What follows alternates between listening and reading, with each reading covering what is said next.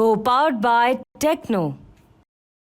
आपको योगी राज में हुए एनकाउंटर को धर्म और जाति के नजरिए से दिखाते हैं कि अभी तक कितने लोगों का एनकाउंटर हुआ है और क्या दरअसल आंकड़ा दिखाते हैं। हम आपको इसको लेकर देखिए आंकड़े आपके सामने रखेंगे, क्योंकि यही बात की जा रही है लगातार कि जाति को देखकर एनकाउंटर किया गया। और अब जो एनकाउंटर हुआ है उसे कहा जा रहा है कि ये दरअसल एक एनकाउंटर है जिसमें ये कोशिश की जा रही है कि बैलेंस किया जाए, ये बैलेंस करने वाला एनकाउंटर है। तो देखिए हम आपको दिखाते हैं कि आंकड़ा क्या कहता है। अभी तक जो एनकाउंटर हुए हैं योगी राज में, उसमें देखिए योगी राज में जो एनकाउंटर हुए हैं उसमें जो मुसलमान हैं उनके एनकाउंटर हुए हैं 67, हिंदू एनकाउंटर हुए हैं 138। ये है तस्वीर।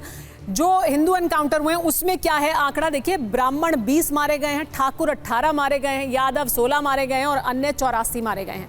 यानी अगर ठाकुर और यादव को देखें तो 18 ठाकुर मारे गए हैं। हालांकि ये बहुत ही ऐसी स्थिति है जिसको लेकर कि इस तरह के हम आंकड़े सामने रख रहे हैं क्योंकि इस पर राजनीति हो रही है।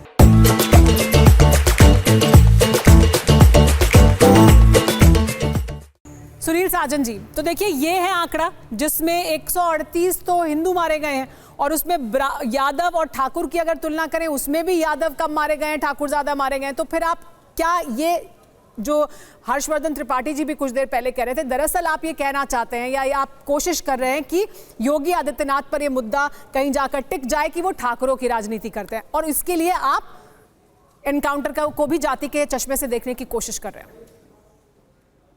देखिए, ये तो पूरा उत्तर प्रदेश जान गया है, पूरी भारतीय जनता पार्टी जान गई है, राष्ट्रीय नेतृत्व उनका जान गया है, आरएसएस जान गई है कि योगी आदित्यनाथ जी सिर्फ अपनी बिरादरी की राजनीति कर रहे हैं। आपको अगर ना भरोसा हो तो उत्तर प्रदेश के सारे डीएम चेक कर लीजिए, कप्तान चेक कर लीजिए, थानों में थानेदार चेक कर लीजिए, तहसील में तहसीलदार चेक कर लीजिए। अपने आप आपको पता लग जाएगा कि योगी आदित्यनाथ किसकी राजनीति कर रहे हैं। लखनऊ का उसमें कोई बड़ा गणित नहीं है। एक लखनऊ का डीएम कौन है, लखनऊ का कमिश्नर कौन है, सुनने की हिम्मत रखिए, सुनने की हिम्मत रखिए। नहीं कहते ना, जो आप जिस मुद्दे पर आप शुरू करिए राजनीति कर रहे हैं। सुमेरा जी, मैं अपनी बात रखूं। ठीक है, आप अपनी बात रखिए। मैं अपनी बात रखूं। मनीष जी सुन लेते हैं, मनीष जी सुन लेते हैं, मनीष जी सुन लेते हैं, मैं आपको मौका दूंगी, आप जवाब दीजिएगा। मनीष जी मौका दूंगी मैं आपको, आप जवाब। स्वाभाविक है कि जब मैं सच बोलूंगा तो भाजपा को मिर्ची लगेगी। नहीं, लेकिन मिर्ची नहीं लगनी चाहिए, सत्य को स्वीकार करिए। देखिए, जहां तक इनकाउंटर का सवाल है सुमेरा जी, सुनील यादव जी, मनीष जी, यादव जी नाम पढ़ दीजिए भाई। लखनऊ का कलेक्टर कौन है बताइए? आप बता दीजिए ना, सरकार आपकी है, आप बता दीजिए ना, पुलिस कमिश्नर कौन है लखनऊ का? आप आरोप लगा रहे हो ना, आप ऊपर से नीचे तक सबकी जाति गिनाना शुरू कर बताइए ना कौन है। रुक जाइए मनीष जी, सुनील साजन जी मुद्दे पर रहते हैं। देखिए, और ये डिबेट खराब कर रहे हैं। चलिए इस पर भी आएंगे मनीष जी, जवाब तो सुन ले मनीष जी। पकड़ गया सुनील साजन जी का जवाब तो सुनिए सुनील साजन जी। लेकिन बड़ा सवाल देखिए सुनील साजन जी, जो मैं सवाल आपसे पूछ रही हूँ कि जो आप कह रहे हैं एनकाउंटर जाति देखकर किया गया, एनकाउंटर के जो आंकड़े हैं वो ये नहीं कहते हैं, जो तथ्य हैं वो ये नहीं कहते हैं, तो क्या आप राजनीति करने के लिए ऐसी बयानबाजी कर रहे हैं? के साथ एक बात हम स्वीकार करते हैं कि जो अपराधी होता है, अपराधी की कोई जाति होती नहीं, अपराधी अपराधी ही होता है।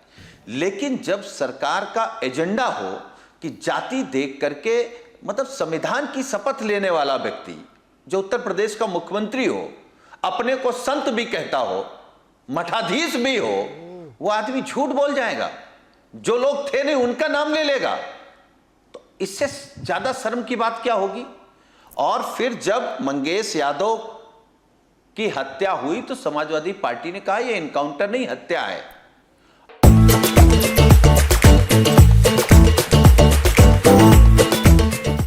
और देर सवेर वो हत्या साबित होगी नहीं सुमेरा जी। लेकिन देखिए, जब फिर कह रहा हूं आपके कार्यक्रम में, तो देखिए हत्या जब साबित होगी माननीय न्यायालय में, तो उन मंगेश यादव टीम को भी वही सजा मिलेगी जो 302 मंगेश धारा पर मिलती है। उस डकैती में शामिल नहीं था मंगेश। एनकाउंटर पर अगर कोई जांच होगी उसके बाद क्या तथ्य सामने आएंगे, वो उस दिन सामने आएंगे। आज के दिन अगर हम एनकाउंटर अगर शामिल होता तो अपने घर में सो रहा होता, 2 दिन पहले पुलिस उठा लेती। मैं तो खुद ये कह रही हूँ कि अगर आप एनकाउंटर पर कोई सवाल उठा रहे हैं, एनकाउंटर की कोई जांच होती है और जांच के बाद कोई तथ्य सामने आता है तब उस पर बात करेंगे। सुनील साजन जी, आपने एनकाउंटर में जाति देखकर हमले किए जा रहे हैं, जाति देखकर एनकाउंटर हो रहे हैं, यूपी सरकार ऐसा करवा रही है, यूपी पुलिस ऐसा कर रही है, ये इल्जाम आप लगा रहे हैं। अखिलेश यादव इतने बड़े दल के जिम्मेदार नेता होने के नाते ये सीधे तौर पर कह रहे हैं, आप हमारे शो में बैठकर ये कह रहे हैं कि ये बैलेंस करने वाला एनकाउंटर है, यानी जो आज एनकाउंटर हुआ उस पर भी आप सवाल उठा रहे हैं। हाँ? लेकिन आंकड़े क्या कहते हैं? 138 हिंदू मारे गए हैं, 67 मुसलमान मारे गए हैं, 138 जो हिंदू मारे गए हैं उसमें 18 ठाकुर मारे गए हैं, 16 यादव मारे गए हैं। अगर इन्हीं जातियों को देख लीजिए तो कहां है वो आंकड़े जो आपकी बात को साबित करते हो? तो क्या ये राजनीति स्तर पर होनी चाहिए कि हम ये गिनवाएं आंकड़े यहां पर अपने टीवी स्क्रीन पर और आप इस पर राजनीति करें जहां पर आप एक अपराधी के साथ खड़े हो उसकी जाति देखकर? नहीं, हम किसी अपराधी के साथ नहीं खड़े हैं, लेकिन हम उस पुलिस के साथ भी नहीं खड़े हैं जो निर्दोष को इनकाउंटर के नाम पर हत्या कर दे। हत्यारे को हम हत्यारा ही बोलेंगे, डकैत को डकैत बोलेंगे, चोर को चोर बोलेंगे, झूठ को झूठ बोलेंगे, बेईमान को बेईमान बोलेंगे और बलात्कारियों को बलात्कारी बोलेंगे। हम लोग किसी भी बलात्कारी के पक्ष में नहीं खड़े हैं। इनसे पूछिए भारतीय जनता पार्टी के लोगों से कि हाथरस में बेटी के साथ खड़े थे, बलात्कारियों के साथ खड़े थे, उन्नाव में बेटी के साथ खड़े थे कि बलात्कारियों के साथ खड़े थे, लखीमपुर खेरी में बेटी के साथ खड़े थे, बलात्कारियों के साथ खड़े थे, बनारस में बलात्कारियों के साथ खड़े थे कि बेटी के साथ, और ये पुलिस की बात कर रहे हैं। आप इनसे पूछिए कि सुबोध सिंह इंस्पेक्टर की जब हत्या हो गई तो उन हत्यारों को जेल से निकलने के बाद माला किसने पहनाई थी, स्वागत किसने किया था? इनसे दूसरा सवाल पूछिए, इस देश में वो कौन सी राष्ट्रवादी सरकार है जिसने अपने राज्य में बलात्कारियों को जेल से रिहा कराया और माननीय न्यायालय ने फटकार लगने के बाद उन बलात्कारियों को फिर जेल में डाला? इनसे पूछिए कौन है। ठीक है मनीष जी, सवाल ये उस है, राज्य से मोदी जी, अमित शाह जी आते हैं। ले लेते हैं मनीष जी का जवाब ले लेते हैं। मनीष जी, मैं अपनी बात पूरी कर दूं 2 सेकंड में। बोलिए, पूरी करिए।